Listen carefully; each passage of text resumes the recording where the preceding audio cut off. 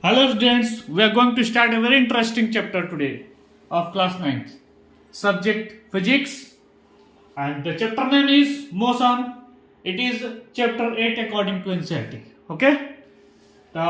First of all to study about motion यानी कि motion के बारे में पढ़ने से पहले हम लोग को रेस्ट क्या होता है उसके बारे में जानकारी लेनी होगी। उसके बाद जो है हम लोग किस पर जाएंगे, मोशन के बारे में जानकारी प्राप्त करेंगे। ध्यान से समझने की कोशिश करिएगा। दोनों माध्यमों में आप लोग को मिलेगा, इंग्लिश और हिंदी दोनों माध्यमों में। सबसे पहले इंग्लिश में थोड़ा ध्यान से समझने का प्रयास करेंगे, उसके बाद जो है हिंदी में भी समझेंगे। बिल्कुल ठीक है, चलिए आते हैं। What is rest? What is rest? If anybody ask you what is rest, then what you will answer? The answer will be, what will be your answer?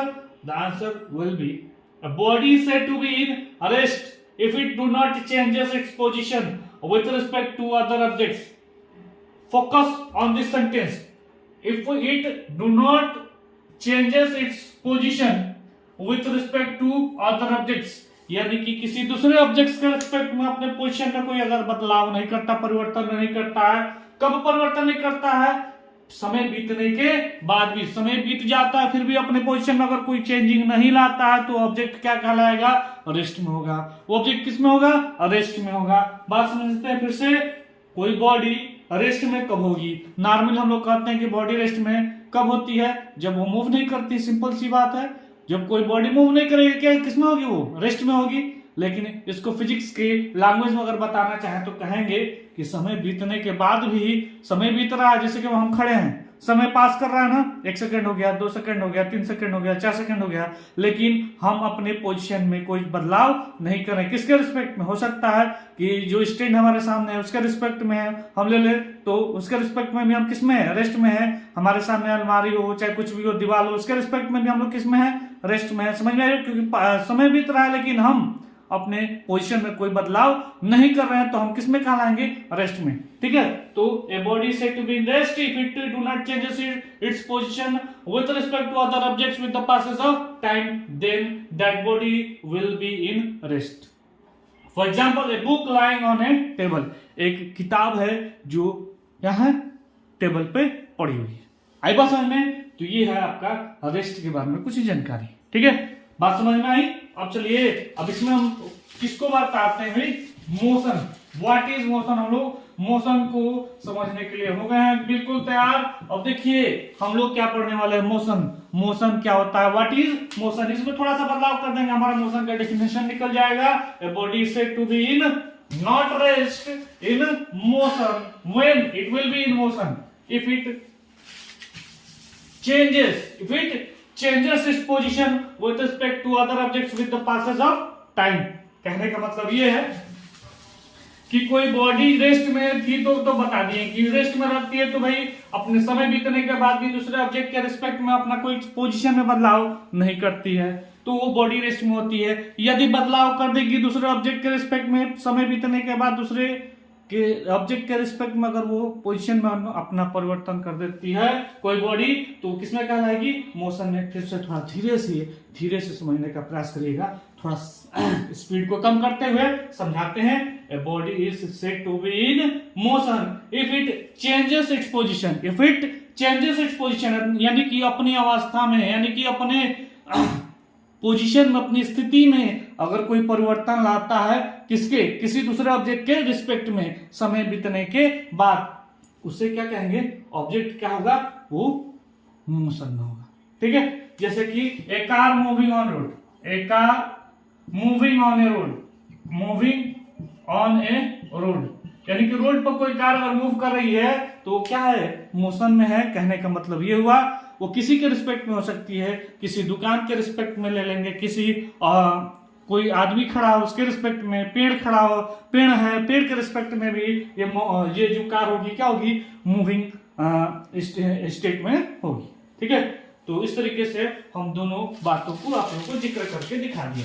लेकिन देखो एक 3 स्टैंडर्ड्स यानी कि हम कह सकते हैं 3 मुख्य इसमें बातें हैं जो समझने वाली हैं। वो 3 क्या है? और आपको रेस्ट और मोशन को समझना है, बस 3 बातों को याद रखना है। पहली बात पोजीशन की, ठीक है। दूसरी बात अदर ऑब्जेक्ट्स की, और तीसरी बात टाइम की, है ना।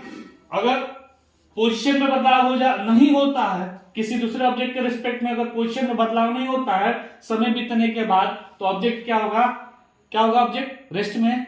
यदि पोजीशन में बदलाव हो जाता है किसी दूसरे ऑब्जेक्ट के रिस्पेक्ट में और समय बीतने के बाद, तो ऑब्जेक्ट किस में होगा, मोशन में होगा। बस दो ही बात याद रखेंगे, बात समझ में। पोजीशन की बात करें तो रेस्ट के लिए ये पोजीशन में बदलाव नहीं होगा दूसरे ऑब्जेक्ट के रिस्पेक्ट में, पास टाइम बीतने के बाद भी तो वो ऑब्जेक्ट किस में होगा, रेस्ट में होगा। यदि पोजीशन में क्या हो गया, बदलाव हो जाए, पोजीशन में बदलाव हो जाए किसके रिस्पेक्ट में, किसी दूसरे ऑब्जेक्ट के रिस्पेक्ट में टाइम बीतने के बाद भी, तो वो ऑब्जेक्ट किस में होगा, मोशन में होगा। बस ये ध्यान रखना है, ठीक है। अब चलिए, अब हम लोग बताते हैं, समझने का प्रयास करते हैं, हम लोग एक दूसरे के साथ निभाते, बात करते और समझते, लिखते, पढ़ते। अब हम लोग ये समझेंगे कि रेस्ट और मोशन को रिलेटिव टर्म्स क्यों कहा जाता है। Rest and motion are relative terms, है ना। क्यों ऐसा कहा जाता है कि रेस्ट और मोशन दोनों relative terms. Why we call that rest and motion are relative terms, हम बताते हैं। कार में, चाहे आप मान लीजिए बस में ट्रेवल कर रहे हैं, तो बस में ट्रेवल कर रहे हैं तो आपके पास बैठा जो आपका पैसेंजर, आप भी एक पैसेंजर है, बगल में भी अगर कोई पैसेंजर बैठा हुआ है, ठीक है, तो वो पैसेंजर, हम दो बातें कहेंगे। अगर ये बस है, नहीं अभी तो मान लीजिए कि बस है, ठीक है, ये बस हो गई आपकी, ठीक है, और ये कोई आदमी खड़ा है, ठीक है, चलो भाई हमको बनाने नहीं आता है, फिर भी ये कोई आदमी खड़ा है, ये बस पार कर रही है इसको, ठीक है।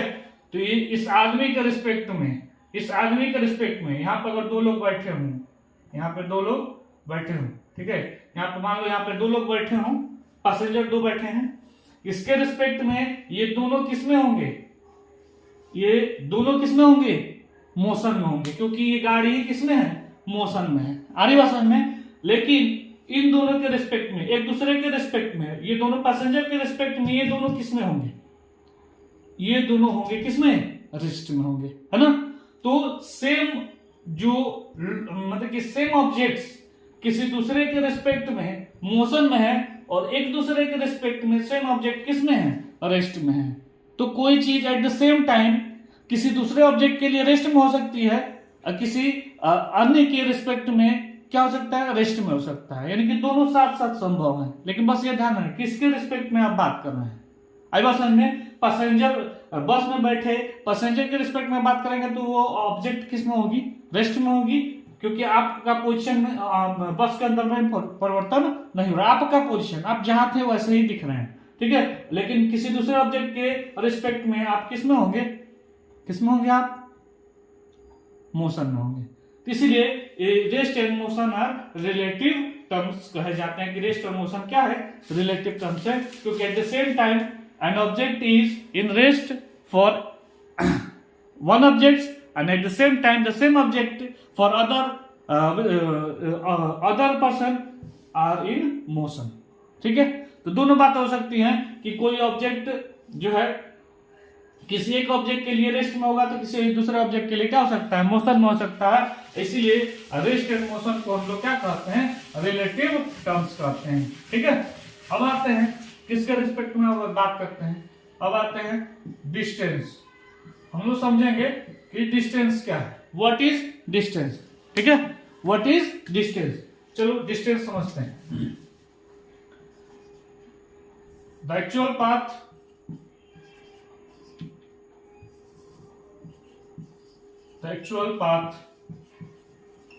covered by an object is called distance, ठीक है। कहने का मतलब the actual path covered by an object is called distance, यानी कि जो वास्तविक, यानी कि जो आप लेंथ ट्रेवल करते हो अपना, मान लीजिए आप अपने घर से, जैसे कोई स्टूडेंट अपने घर से स्कूल गया, तो जो टोटल लेंथ हुई ना, आप मेजर करोगे लेंथ ना, जो लेंथ मेजर करते हो, एक्चुअल पाथ यानी कि एक्चुअल लेंथ जो कवर करते हो, मेजर करते हो, स्कूल से घर के लिए, ठीक है, चाहे घर से स्कूल के लिए जो टोटल लेंथ होगा, जो एक्चुअल पाथ होगा, उसी को क्या कहेंगे, डिस्टेंस कहेंगे। आई बात समझ में? दो तीन शब्द यूज कर सकते हैं, एक्चुअल लेंथ या फिर एक्चुअल पाथ या फिर टोटल लेंथ या फिर टोटल पाथ, ठीक है। ये चारों चीजों को हम लोग प्रयोग कर सकते हैं। यहां पे बोल सकते हैं the actual path covered by an object is called distance, the actual length covered by an object to object is called distance, ठीक है। ये जो शब्द है हम लोग प्रयोग कर सकते हैं क्या करने के लिए, डिफाइन करने के लिए, डिस्टेंस को डिफाइन करने के लिए। बात समझ में आ गई है उम्मीद है, ठीक है। अब जो है हम लोग आगे बढ़ते हैं, ऐसा यूनिट बताना है। तो ऐसा unit of distance is what, metre. ऐसा unit of distance is metre. It is a scalar quantity. ये कैसी क्वांटिटी है, ये स्केलर क्वांटिटी है, ठीक है। And it can never be zero, it can never be zero. ये कभी जीरो नहीं हो सकता, ये कभी जीरो नहीं हो सकता। It can never be zero. अगला हम स्टेटमेंट दे सकते हैं कि जो डिस्टेंस होता है वो more than equal to displacement होता है। इसको अभी डिस्कस करेंगे जब डिस्प्लेसमेंट हम समझा लेंगे इस वाले पॉइंट को, लेकिन ये सब थोड़ा डिस्कस कर लेते हैं। ऐसा यूनिट जो डिस्टेंस का मीटर होता है, चूंकि लेंथ है, लेंथ ही मेजर करना, तो लेंथ किसमें मेजर किया जाता है, मीटर में। ये कैसी क्वांटिटी है, स्केलर क्वांटिटी। स्केलर क्वांटिटी मतलब सिर्फ मैग्नीट्यूड होगा। Scalar quantity means only magnitude is there, there is no direction in scalar quantity, okay.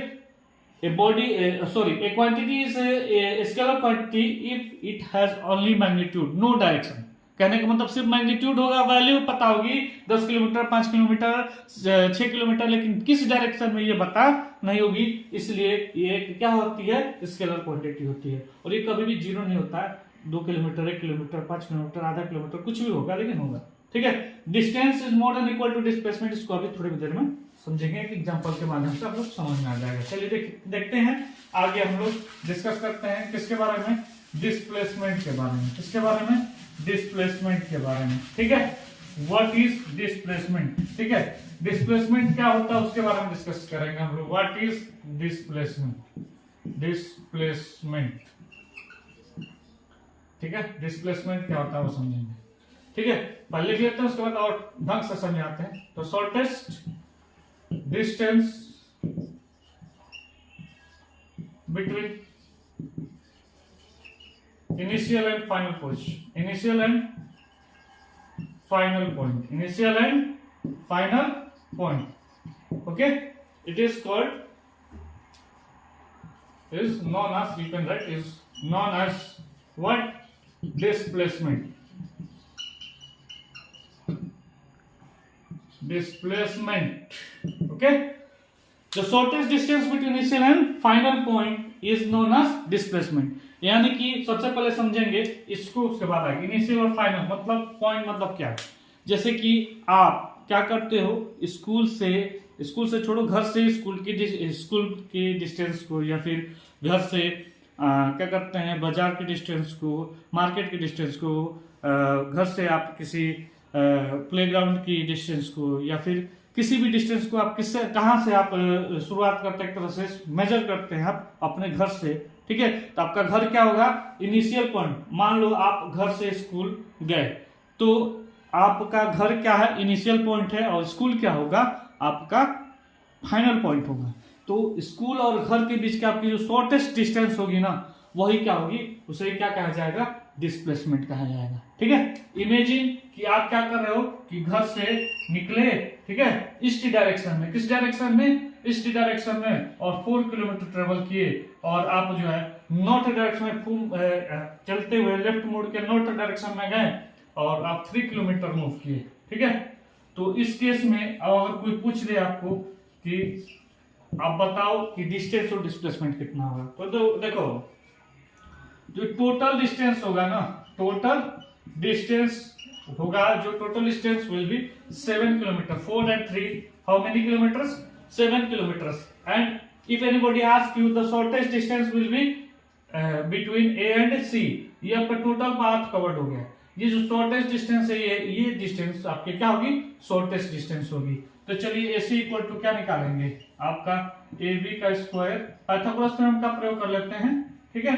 और ये आपका AB का स्क्वायर 4 का स्क्वायर कितना हो जाएगा? 16. BC 3 का square 9 kilometre 16 and that will be 25 kilometre. That means 5 kilometre.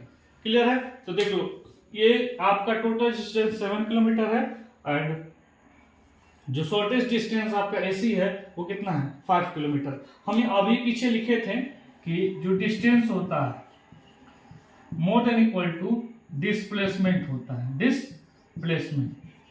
ठीक है. तो डिस्टेंस कितना है? देख लो भाई 7. अधिक है कि नहीं? डिस्प्लेसमेंट हमारा कितना है? 5 है. किसी केस में बराबर भी हो सकता है लेकिन डिस्टेंस हमेशा बड़ा होगा या फिर बराबर. दो बातें, बड़ा हो सकता है या बराबर. ये 7 है तो ये भी 7 हो सकता है लेकिन ये जो डिस्प्लेसमेंट है 7 से अधिक नहीं हो पाएगा. ठीक है. अरे बात समझ में क्लियर हो रही है? मोर देन इक्वल टू यानी कि ये जो है कभी भी ये जो डिस्टेंस होगा आपका more than equal to displacement होगा. लेकिन या फिर डिस्प्लेसमेंट कोई पूछ दे तो कह दे कि displacement will be always less than and equal to distance. ठीक है. दोनों बातें हम लोग सोच सकते हैं इसमें. तो यहां से क्लियर करते हुए अब हम लोग थोड़ा और आगे बढ़ते हैं और उसके बाद में थोड़ा डिटेल जानकारी प्राप्त कर लेते हैं. जैसे कि इसका ऐसा यूनिट क्या होगा? इसका ऐसा unit of displacement is also metre. ऐसा यूनिट जो है आपका डिस्प्लेसमेंट का क्या होगा? मीटर ही होगा. ठीक है. क्योंकि ये भी लेंथ क्या ही मेजरमेंट हो रहा है. ठीक है. ये एक वेक्टर क्वांटिटी होगी. कैसी क्वांटिटी?